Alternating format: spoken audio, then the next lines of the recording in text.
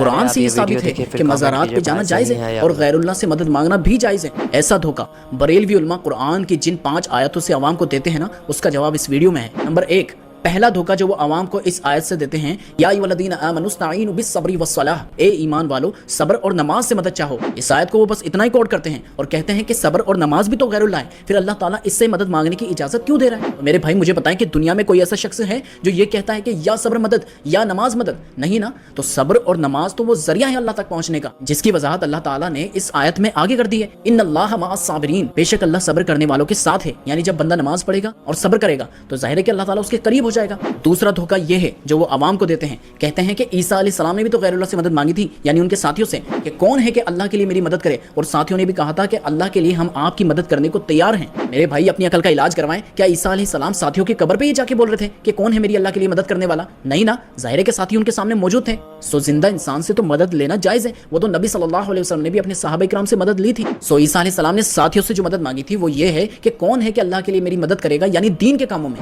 तीसरा धोखा वो सूरह माइदा से देते हैं कि इस आयत में अल्लाह ताला ने फरमाया है कि बेशक अल्लाह तुम्हारा मददगार और उसके रसूल और अहले ईमान तुम्हारे मददगार हैं। ये तो हम भी मानते हैं कि नबी अलैहिस्सलाम के सहाबा नबी अलैहिस्सलाम के मददगार थे, लेकिन तब तक जब तक वो जिंदा थे। इसके बाद तो नबी अलैहिस्सलाम ने मदद के लिए किसी को नहीं पुकारा। हजरत हमजा को नबी अलैहिस्सलाम ने खैबर के मौके पर मदद के लिए क्यों नहीं पुकारा? इसलिए ना क्योंकि वो शहीद हो चुके थे। क्या नबी अलैहिस्सलाम को ये नहीं पता था कि शहीद जिंदा हैं? बल्कि हजरत अली ही मदद के लिए सामने आए थे ना। चौथा धोखा ये सूरह तहरीम से देते हैं कि कुरान में आया है कि रसूलुल्लाह का मददगार अल्लाह है और जिब्राइल हैं और नेक मोमिनीन बंदे हैं और फरिश्ते हैं। अब मुझे बताएं, क्या नबी अलैहिस्सलाम हजरत जिब्राइल को मदद के लिए पुकारते थे या सहाबा किराम अल मदद या फरिश्ते कहते थे? बल्कि कुरान में आया है कि नबी अलैहिस्सलाम से अल्लाह ताला ने वादा किया था कि हम गज़वा उहद में फरिश्ते नाजिल करेंगे मदद के लिए। पांचवा धोखा वो बताते हैं, अल्लाह ताला ने सूरह तौबा में फरमाया है कि इनको यही बात बुरी लगी ना कि अल्लाह ने और रसूल ने इनको अपने फजल से गनी कर दिया, यानी वो इससे ये निकालते हैं कि रसूलुल्लाह मददगार हैं। तो ये सिर्फ इतनी ही आयत पेश करते हैं, जबकि ये आयत आप पूरी पढ़ेंगे तो आपको वाज़ेह हो जाएगा कि इसका कॉन्टेक्स्ट क्या है। कुछ मुनाफिकीन ने नबी अलैहिस्सलाम के ऊपर कातिलाना हमला करना चाहा था, लेकिन वो कामयाब नहीं हुए।